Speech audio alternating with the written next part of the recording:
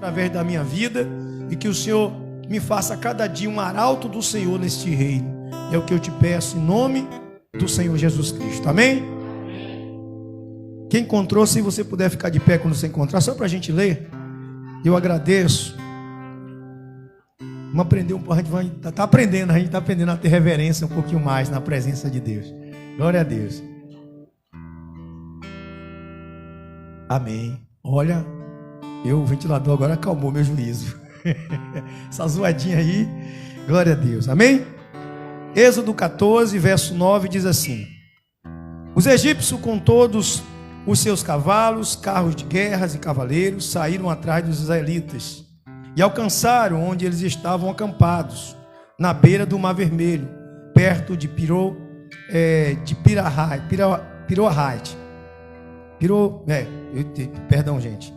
de Pi-Hahirote, de Baal-Zefon.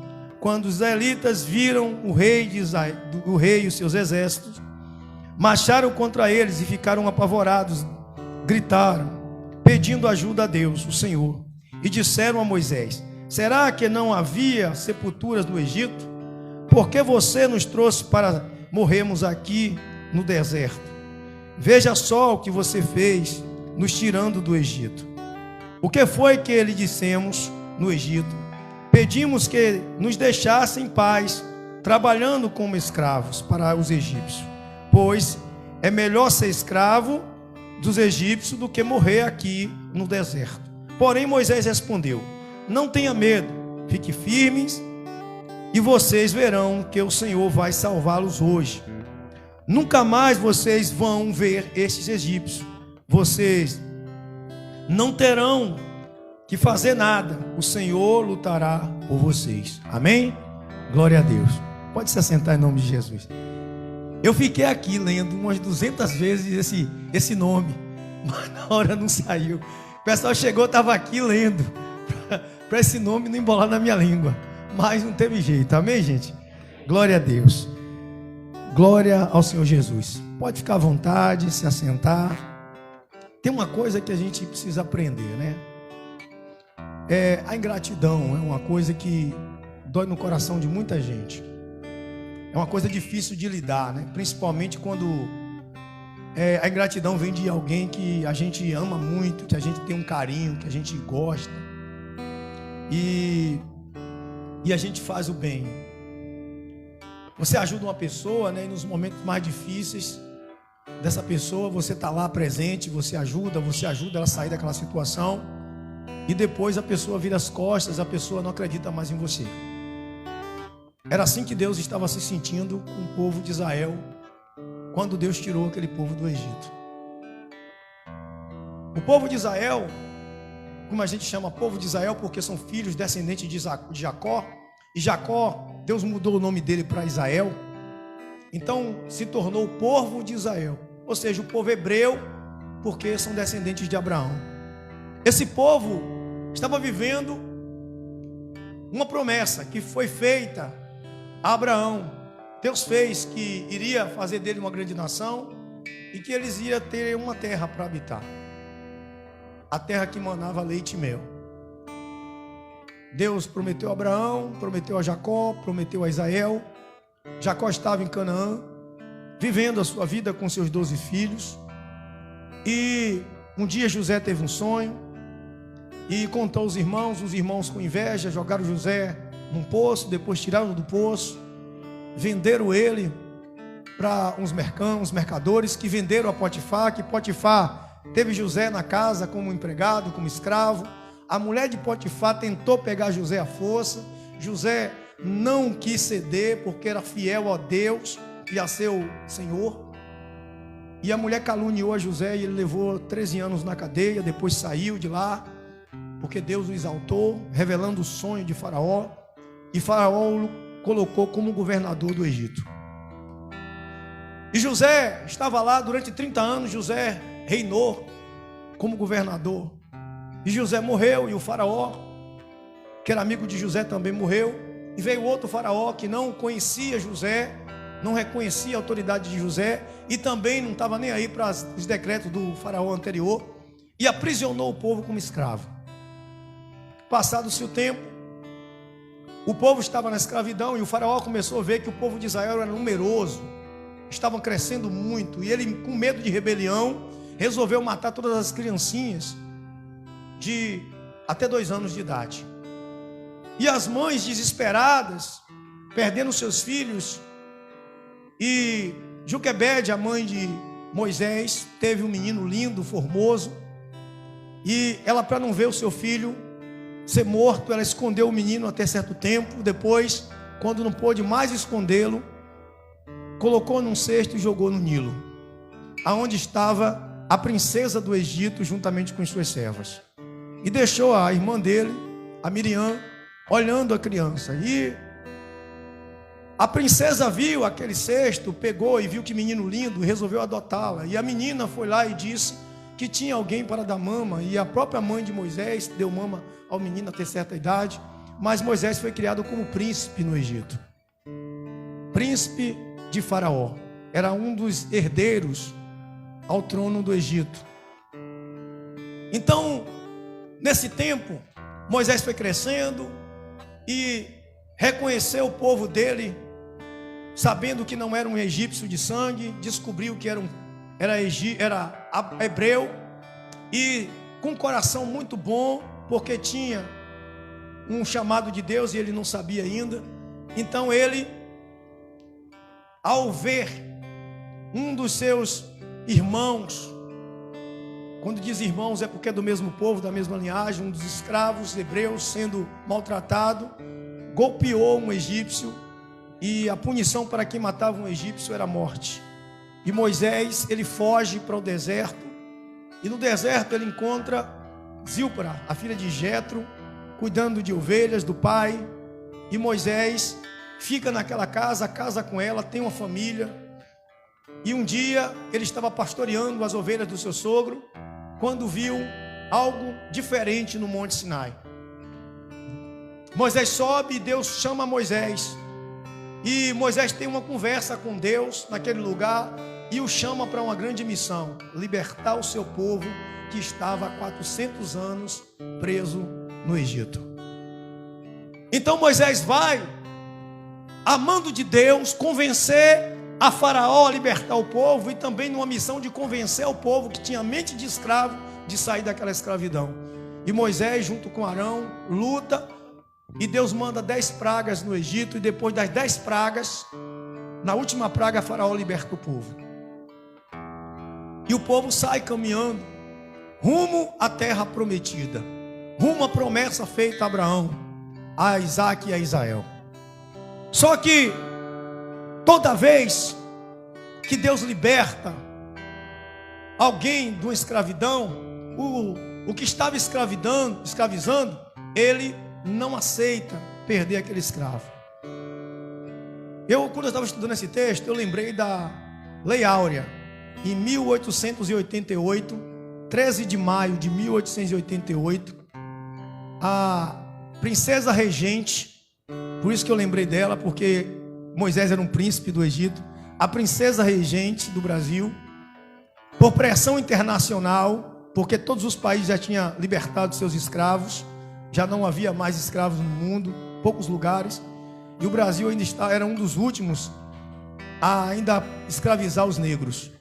Então, a princesa Isabel decretou a Lei Áurea, e aí veio o decreto, por decreto, a libertação dos escravos. Mas muitos donos de escravos, eles não aceitaram e continuaram ilegalmente a escravizar as pessoas, a perseguir, a prender e a fazerem trabalhar, e até hoje existe escravidão no país.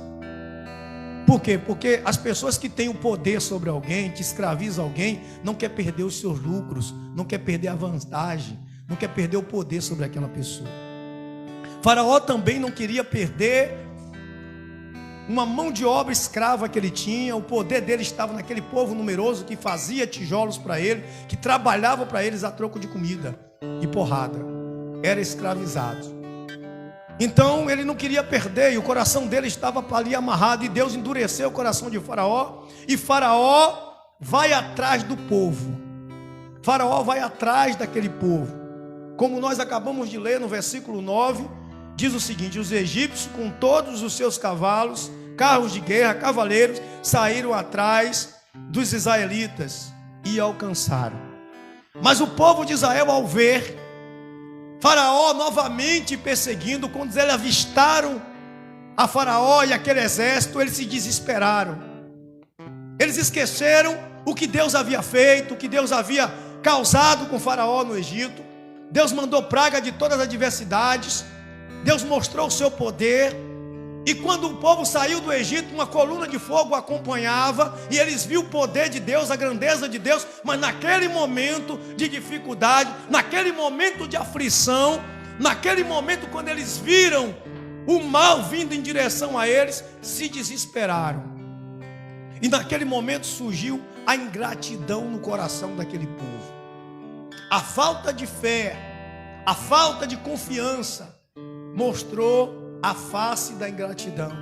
Eles disseram para Moisés: por acaso não havia sepulcros ou sepulturas lá no Egito? Você tirou a gente de lá para matar a gente aqui? Você tirou a gente da escravidão que a gente estávamos vivos lá no Egito para matar a gente nesse deserto, para ser assassinados aqui?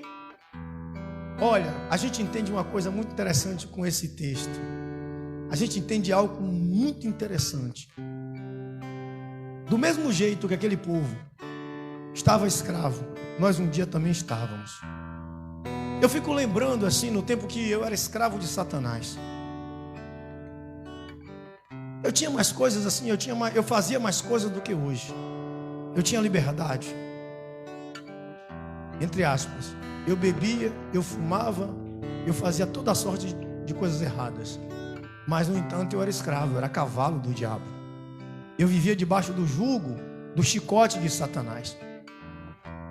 E Deus me chamou, Deus me convenceu, através de um sacerdote, através de alguém, me dando uma palavra, dizendo: olha, Deus prometeu algo maravilhoso a você, que é melhor do que essa escravidão, e abriu meus olhos. E eu saí daquele Egito, eu saí daquele lugar e fui em frente. Estou caminhando porque eu ainda não cheguei aonde Jesus me prometeu, aos céus. Mas o diabo, ele não quer perder as pessoas.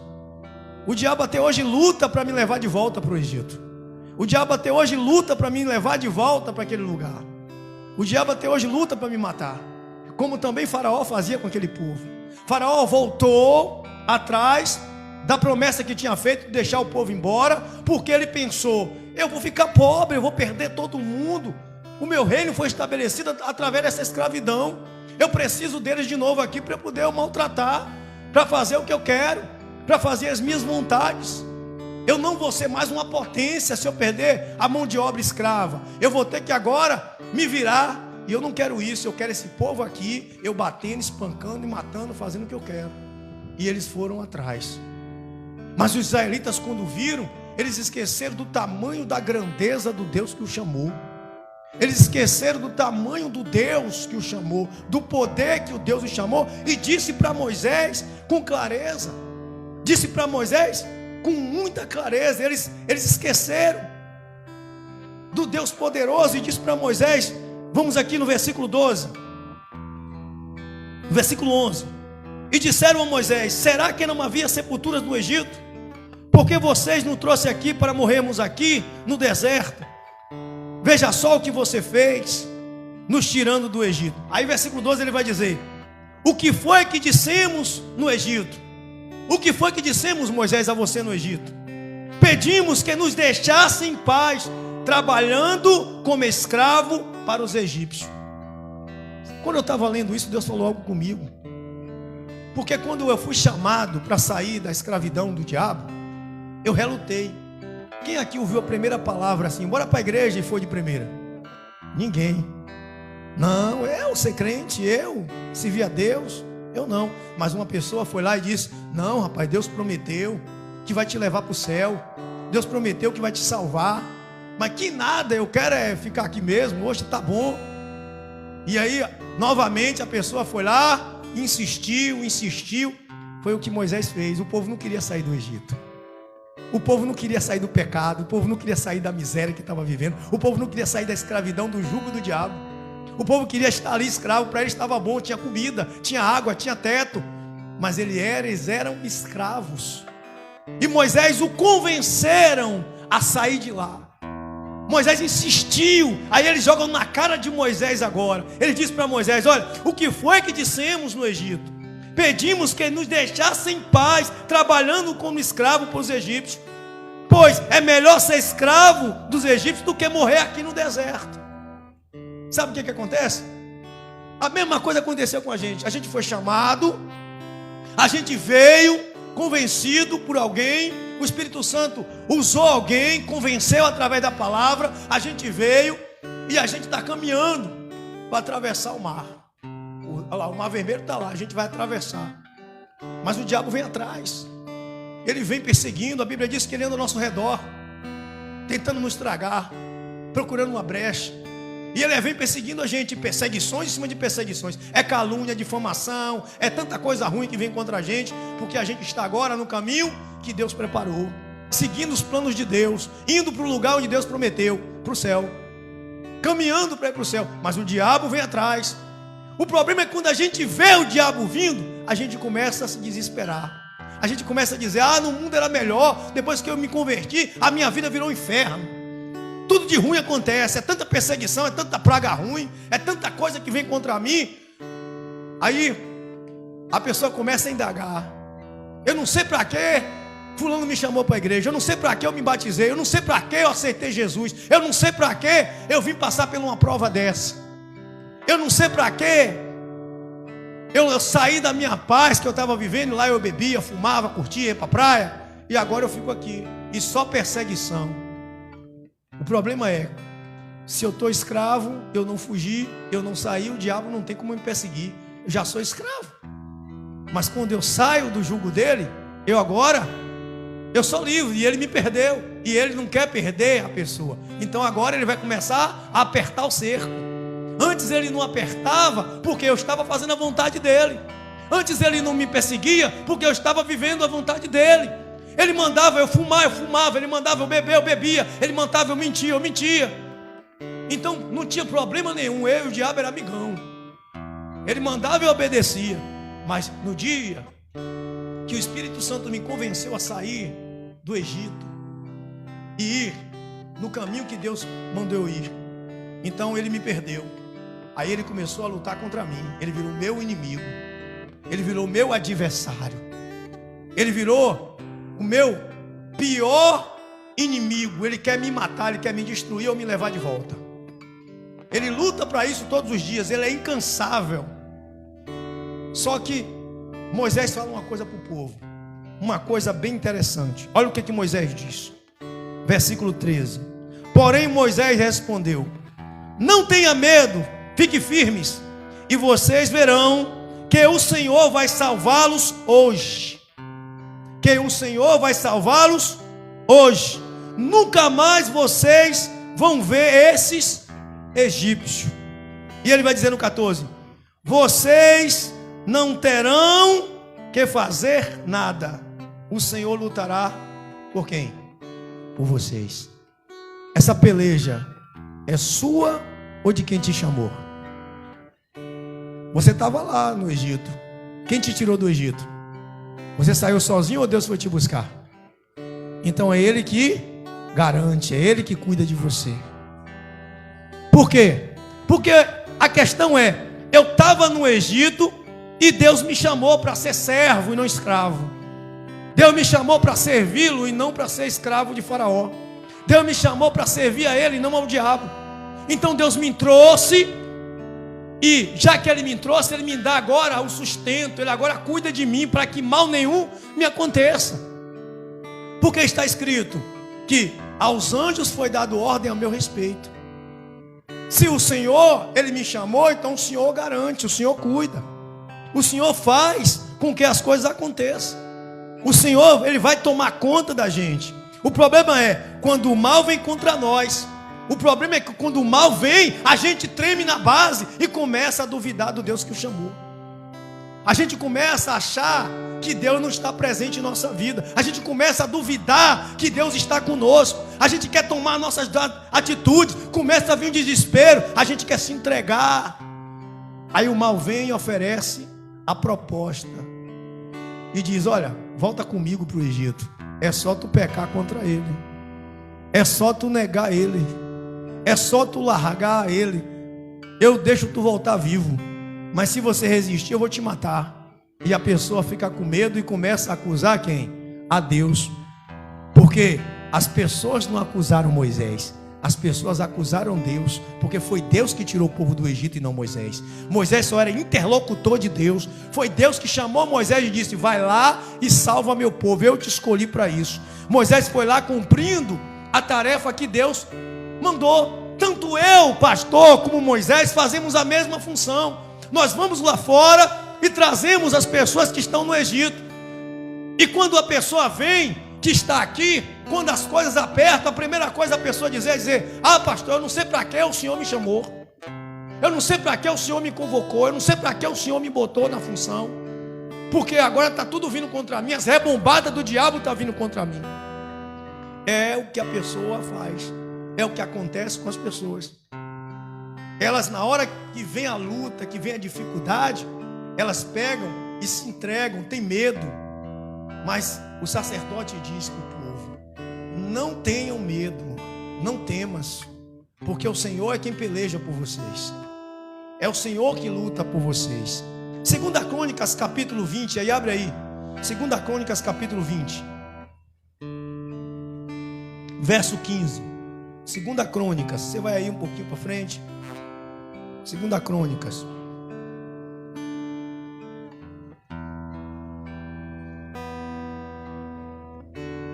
Aí você vai, Juízes, aí quando chegar em Samuel, depois Reis, aí você vai. Isso.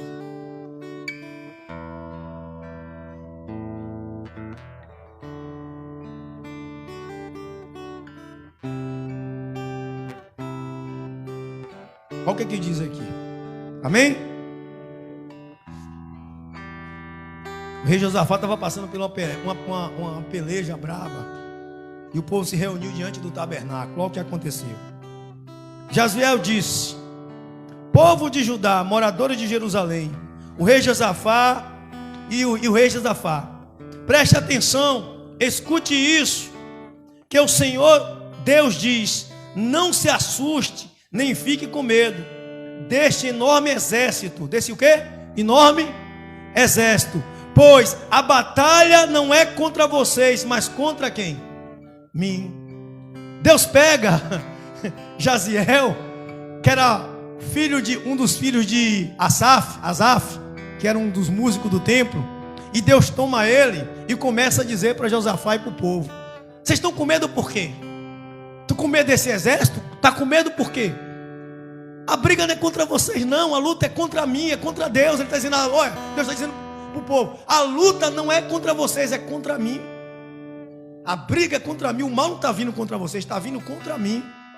Quando a luta vem, gente, a luta não vem contra você, a luta vem contra Deus, porque Satanás não pode enfrentar Deus, então ele usa vocês, eles vão contra vocês e as pessoas se desanimam. Mas quando a gente confia que é Deus que peleja pela gente, quando a gente confia que é Deus que luta pela gente, quando a gente confia que é o Senhor que é o nosso guardador, que é o nosso protetor, a gente não tem medo. A gente não fica com medo, a gente enfrenta, a gente consegue ir adiante, porque a gente tem um plano, a gente tem um caminho, a gente sabe onde quer chegar. Deus tirou a gente do Egito para entrar na terra prometida. A terra prometida de Israel era Canaã, a nossa terra prometida é o céu. Mas enquanto Jesus não volta para nos levar para o céu, nosso dever é continuar seguindo em frente e não voltar para o Egito. Nosso dever é continuar seguindo os passos do Senhor, que é nosso libertador, e não olhar para trás, voltar lá e olhar para Faraó, ter medo de Faraó. Eu não tenho como temer o diabo, porque Deus é comigo. Eu não tenho como voltar para o Egito, porque o Senhor me chamou para uma boa obra. O Senhor me chamou para um lugar de paz. O Senhor me chamou para um lugar de regozijo e não de sofrimento. O Senhor me chamou e Ele que peleja por mim. É Ele que é o meu Senhor da batalha. Mas as pessoas têm um hábito que quando vem a dificuldade, vem as lutas, vem as tribulações, elas chegam e começam a desanimar. Elas começam a fraquejar. Elas começam a olhar para o Egito e quer praticar as obras do passado. Elas começam a dizer: ah, lá no Egito tinha as panelas de carne. Lá no Egito estava bom. E o povo de Israel tinha esse problema. Aí Deus pega esse povo, livra o povo abrindo o mar vermelho. Olha o que acontece. Abre o mar vermelho, passa no mar vermelho, afoga o exército de Faraó e o povo vai para o outro lado. Do outro lado, o povo acaba de chegar do outro lado. Quando chega lá de Mara, o povo tem sede. E aí vai perturbar Moisés. Abre o verbo de novo e começa a falar mal de Moisés. Aí vai lá e começa a meter o pau em Moisés. Eu vou ler para vocês aqui. Olha o que acontece. O povo chega aqui, 15:22, Êxodo 15:22, não precisa acompanhar não, eu li rapidinho para você. Aí Moisés levou o povo de Israel do Mar Vermelho para o deserto de Sul. E eles caminharam 3 dias no deserto e não acharam água. Então chegaram a um lugar chamado Mara.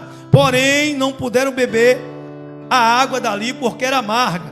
Por isso aquele lugar foi chamado de Mara. O povo reclamou com Moisés e perguntou: o que vamos beber? Então Moisés, em voz alta, pediu socorro a Deus, o Senhor. E o Senhor lhe mostrou um pedaço de madeira. E Moisés jogou a madeira na água e a água ficou boa para beber.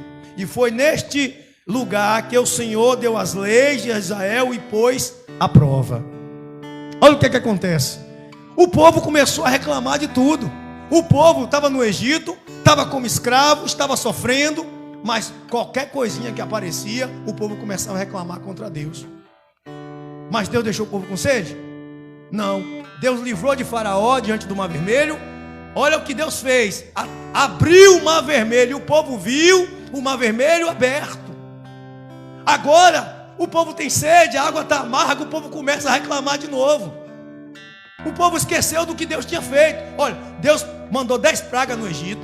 Deus fez coluna de fogo. Deus abriu o Mar Vermelho. E agora o povo está achando que Deus não ia dar água a eles, que eles iam morrer de sede. Aí Moisés vai lá falar com Deus de novo. Deus vai lá agora e faz um milagre da água ficar doce e boa para beber. E aí passa mais um tempinho, no versículo capítulo 16, novamente o povo faz a mesma coisa. O povo de Israel chega e aí o povo agora está de novo perturbando Moisés. Capítulo 16. O povo de Israel saiu de Elim e foi para o deserto de Sim, e que ficava entre Elim e o Monte Sinai. Chegaram ali no dia 15 do 2º mês, pois a sua saída do Egito.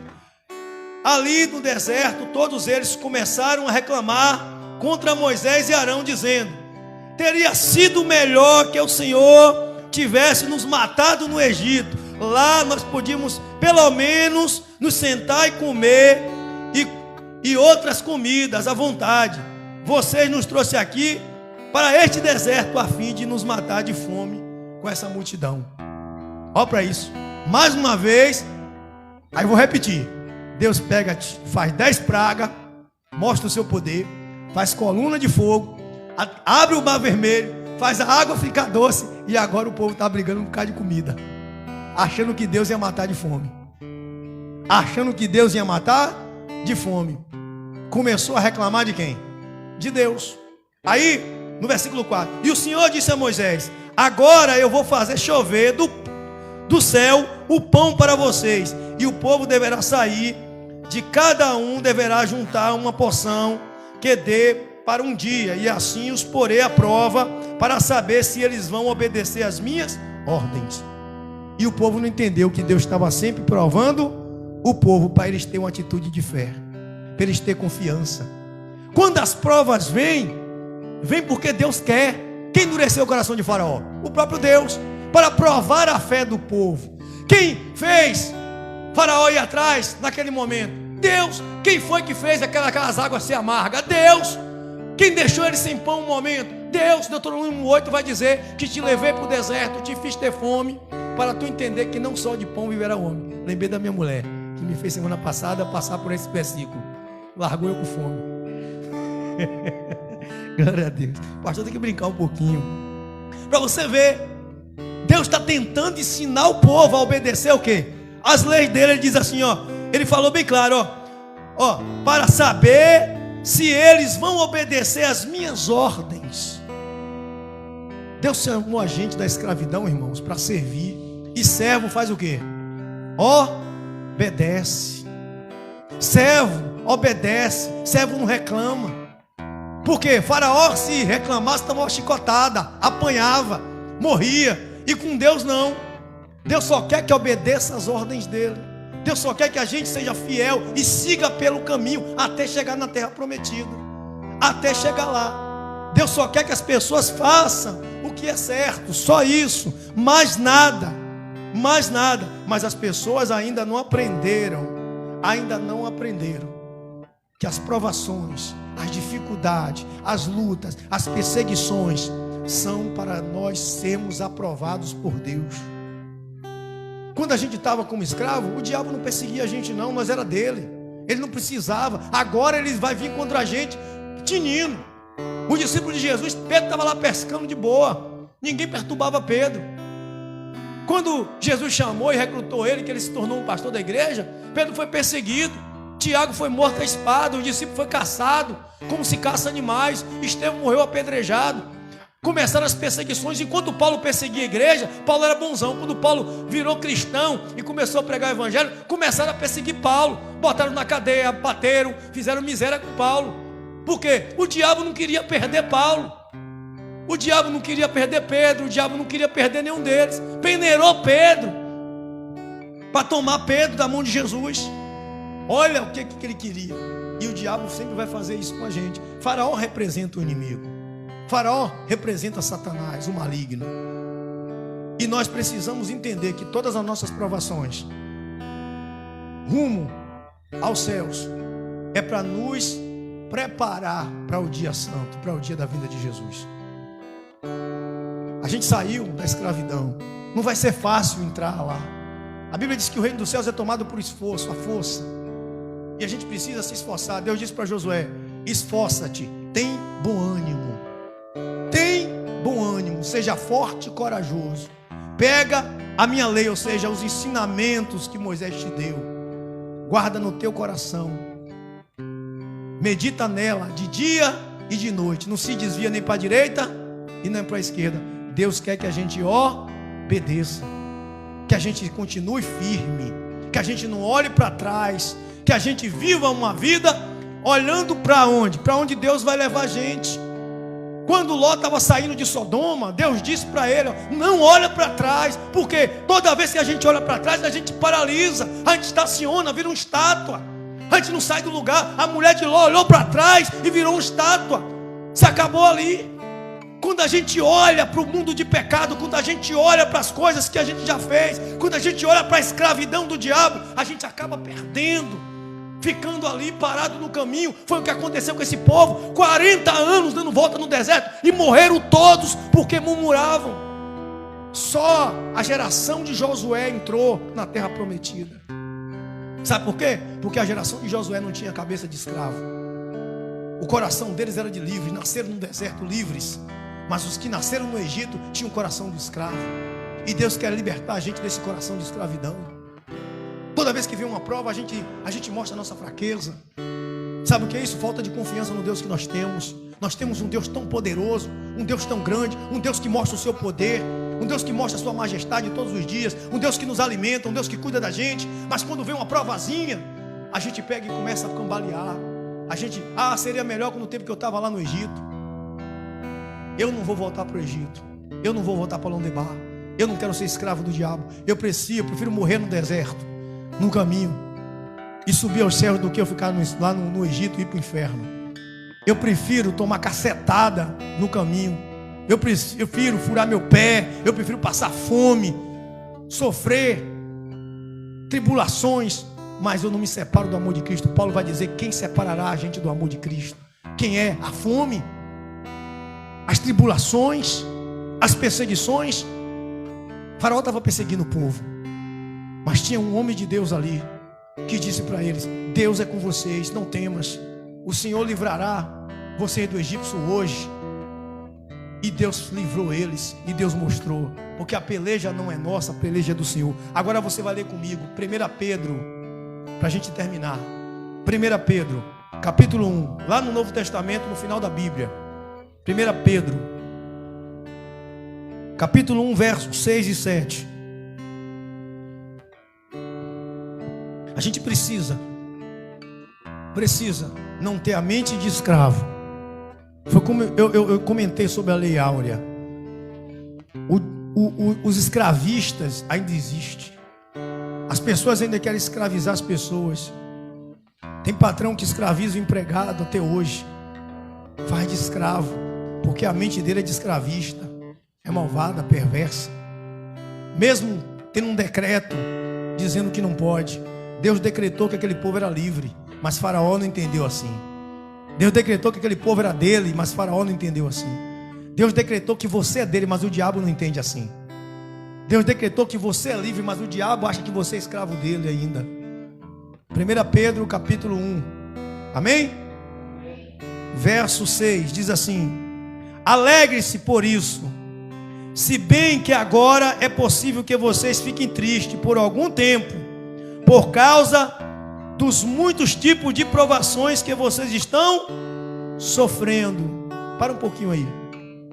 Pedro diz assim: alegre-se por isso, se bem que agora é possível que vocês fiquem tristes por algum tempo. É para sempre? A Bíblia diz que o choro pode durar a noite inteira, mas a alegria vem. Então se alegre. Se alegre, porque isso é passageiro. Por causa dos muitos tipos de provações que vocês estão sofrendo. Nós estamos passando por pouca provação ou por muitas provações? Por muitas provações. Mas isso não é para sempre. Deus está provando a gente, para preparar a gente, para cuidar da gente, para mostrar a gente, para que a gente possa ser crentes fortes, maduros. E ele vai dizer no versículo 7: essas provações são para mostrar que a fé que vocês têm é verdadeira. Está vendo? A gente só mostra a fé a Deus verdadeira quando a gente passa pelas provações. Quando o mal vem contra a gente, a gente confia. Eu não vou me cansar de repetir essa frase aqui que está na Bíblia: os que confiam no Senhor são como os montes de Sião, não se abalam, mas permanecem. Ou seja, não desvia, não abandona a fé, não larga Jesus, suporta a luta, suporta a tribulação, suporta tudo que vem pela frente, porque o maior alvo dela é entrar no céu. Ela não tem outra prioridade. Para ela tanto faz. Viver para ela é Cristo, morrer para ela é lucro. Provação para ela é motivo de oração, motivo de luta, de batalha e não de entrega. Quando ela está sendo provada, ela dobra o joelho 2 horas, 3 horas, aumenta a oração, aumenta o jejum, aumenta a fé, porque a provação vem para isso. O inimigo, quando vem contra a gente faz o seguinte: a gente clama a Deus, a gente diz: Senhor, olha, fogo nele, Jesus, pau nele, bota para correr, porque a gente confia no nosso Deus. E não a gente fica: a gente vai morrer, eu queria voltar para lá. Não, a gente precisa ter fé para provar a nossa fé, se é verdadeira. Aí diz assim: pois até o ouro que pode ser destruído é provado pelo fogo. Ninguém faz uma argola bonita, um colar bonito, ninguém faz uma aliança bonita sem primeiro botar o ouro para poder ser processado no fogo. Primeiro o ouro tem que ser derretido, processado. Ele sai da terra bruto, tem que ser queimado para ser moldado. Você acha que Deus vai fazer diferente com a gente? Se até o ouro é assim, Deus tem que preparar a gente. Sabe para quê? Já pensou se Deus não prepara a gente? Quando chegar no dia que a gente estiver lá no céu: ah, Senhor, eu quero descer, quero ficar aqui não, aqui é chato. Aqui no céu não tem nada para fazer. Já pensou? Vai ficar com saudade do mundo da escravidão? Quando a gente estiver subindo nas nuvens: oh, Senhor, eu quero descer, eu quero ficar lá. Por isso que a gente tem que ser provado agora. A gente tem que vencer o mundo.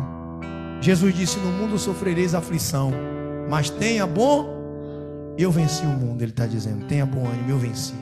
Se eu venci, você vai vencer. Aí ele conclui, né? Ele conclui: pois até o ouro que pode ser destruído é provado pelo fogo. Da mesma maneira, a fé que vocês têm, que vale muito mais do que o ouro, precisa ser provada para que continue firme. Está vendo? Para que continue o quê? Firme. Se não for provado, não continua firme, irmão. Se a sua vida for um mar de rosa, tem coisa errada. Se o diabo nunca veio atrás de você, desculpe, tem coisa errada na sua vida. Se o diabo nunca veio te perseguir para tu voltar para lá, é porque você nunca saiu de lá. Se o diabo não armou um exército para vir trazer você, levar você de volta para o Egito, é porque você nunca saiu de lá. Porque quando você sai, o diabo vem atrás. Quando você sai de verdade, o diabo vai lutar para te levar de volta. Ele vai vir com todo o seu exército para lhe levar de volta. Sabe quando é que a vida do crente é um mar de rosa? Quando ele ainda continua praticando as mesmas obras do passado. Aí o diabo nem se incomoda porque ele sabe que não está salvo. Mas o crente salvo, Satanás se revolta. Eu nunca esqueço, no dia que eu pisei o pé na igreja, que eu comecei a batalhar, a minha vida começou a ficar uma angústia, uma dificuldade.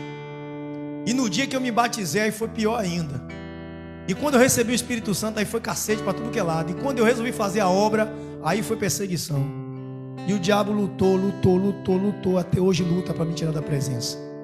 Até hoje luta para me botar no inferno. Sabe por quê? Porque ele sabe o estrago que eu faço na mão de Deus. Ele sabe o estrago que eu faço. Aqui está o exemplo. Pregando o evangelho para quem era escravo, montado, o diabo nas minhas costas. Fumava 2 carteiras de cigarro por dia. Xingava tudo que era palavrão. Nervoso, brabo, na hora de morrer, porque todo mundo queria meter a mão na cara. A natureza difícil. E aí? O diabo me usava bastante. Mas quando ele perdeu, ele endoidou, ele me persegue até hoje. Me persegue até hoje. Se você não for perseguido, desculpe, tem coisa errada. A gente vai continuar. Aí diz assim: assim vocês receberão a aprovação, a glória e honra no dia em que Jesus Cristo for revelado. Deus chamou aquele povo do Egito para cumprir a sua promessa, a promessa que tinha feito a Abraão, a Isaac e a Israel. Deus chamou para concluir o que ele começou, porque Deus não faz obra pela metade. Salmo 37, Deus não deixa as coisas pelo caminho. Deus sempre conclui o que começa. Deus sempre conclui o que começa. Filipenses capítulo 1, verso 6 vai dizer que o Deus que começou uma boa obra, ele é fiel para terminar em sua vida. O Deus que tirou você do Egito, ele é fiel para te levar até o céu. O Deus que tirou você do pecado é fiel para poder te dar a santidade do Espírito Santo. O Deus que te tirou da escravidão do mundo é fiel para fazer você tirar pessoas do mundo. Deus há de completar essa obra, esse trabalho. A gente só precisa obedecer. Quando vir as provações, a gente permanecer firme. Porque é Deus que peleja, é Deus que faz com que as coisas aconteçam em nossa vida. O diabo vai tentar tirar você da presença. Quando vir um problema em sua vida, lembre que Deus chamou você para viver paz e não de guerra. A Bíblia vai dizer: eu sei os pensamentos que tenho para você, pensamentos de paz e não de guerra. Deus quer te levar para um lugar de paz, mas para isso você precisa passar pelo deserto. Para isso você precisa vencer as perseguições, você precisa vencer as tribulações, vencer a adversidade da vida. Vão lhe caluniar, vão lhe humilhar, vão falar mal de você, vão lhe perseguir, mas eu digo para você: o Senhor é quem peleja por você. Quando o Senaqueribe mandou aquela carta para Ezequias, Ezequias foi para o templo e apresentou a carta dele a Deus, e não ficou lamentando. Ezequias apresentou, foi a Deus a carta de afronta. e não apresentou o homem. Quando o diabo lhe afrontar, apresente a Deus a afronta. Não murmure, não diga: Senhor, o Senhor me trouxe aqui para morrer, o Senhor me trouxe aqui para sofrer, o Senhor me trouxe aqui para padecer, para perder. Não diga isso, porque se até o ouro tem que ser passado pelo fogo, imagine você que é mais importante que o ouro, é mais valioso que o ouro. Deus vai fazer você passar por provações para preparar você, para que um dia você possa contemplar a glória de Deus, no dia que Jesus foi revelado. Amém? Vamos ficar de pé, vamos buscar a Deus. A palavra é: seguir em frente sempre será melhor. Seguir em frente com Jesus sempre será melhor do que voltar para o Egito. Siga em frente, não temas. O Senhor pelejará por você. Amém? Louvado seja Deus. Senhor, em nome do Senhor Jesus, Pai, eu te agradeço, Deus, porque o Senhor tem edificado essa igreja. O Senhor tem trabalhado no coração do teu povo, Pai. Porque eu tenho dito ao Senhor todos os dias, Pai: não deixa eu criar uma igreja mimimi. Não deixa eu conduzir uma igreja que é fraca. Não deixa eu conduzir uma igreja que, quando vem a dificuldade, eles murmuram, eles negam uma fé. Não, Pai. Prepara aqui uma igreja forte, uma igreja que crê, que confia, uma igreja que não é ingrata, uma igreja que lembra do que o Senhor já fez, uma igreja, Pai, que quando o Senhor, meu Pai, bota uma prova, eles dizem assim: obrigado, Senhor, pela prova, porque é motivo de te buscar. Eles enfrentam o mal sem medo. Uma igreja, Pai, que quando as coisas apertam, eles vão orar, eles vão buscar, eles vão se render aos teus pés, mais e mais e mais. Quanto mais aperta, é que eles buscam, Pai. Quanto mais as coisas ruins vêm, mas eles correm em direção a Ti, eles seguem no caminho, eles não olham para trás, eles não murmuram, eles creem que o Senhor é Deus e vai proteger eles, Pai. Deus, obrigado, Pai, porque o Senhor não me deixa ter medo de pregar, que o Senhor não me deixa ter medo, assim como Moisés. Moisés disse: esse povo vai acabar me matando, me apredejando, esse povo vai acabar me destruindo. Mas o Senhor sempre mostrou a Moisés o teu poder. Mesmo o povo errando, mesmo o povo fraquejando, o Senhor o conduziu, o Senhor deu força. E eu te agradeço pela força que o Senhor tem me dado. Que o Senhor prepare aqui pessoas que creem, pessoas que não desistem, pessoas que não olham para trás, pessoas que não desistem em hipótese nenhuma, mas que o coração, ó Pai, é rendido a Ti e confia no Senhor. Espírito Santo, fortalece aquele que está neste momento fraco, aquele que está pensando em desistir, aquele que está pensando em deixar e voltar para o Egito. Repreende esse mal, repreende essa afronta, expulsa esse exército, afoga ele no mar vermelho, meu Pai. Abre o mar, faz esse povo passar e afoga o diabo lá dentro. Não deixa essa pessoa, meu Pai, olhar para trás. Não deixa essa pessoa, meu Pai, cair.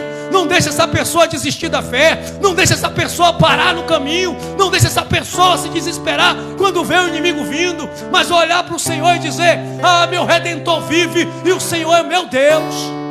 E eu creio, meu Pai, nas Tuas promessas.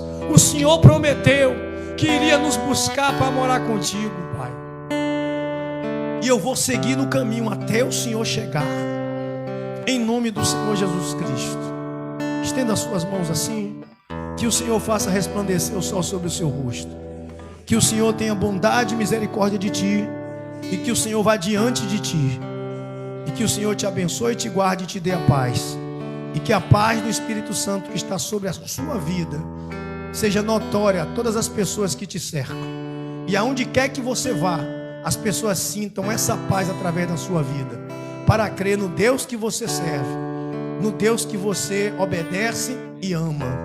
Que o Senhor lhe leve para casa são e salve em segurança e possa lhe dar dias de felicidade e até terça-feira, em nome de Jesus. Amém? Deus abençoe a todos.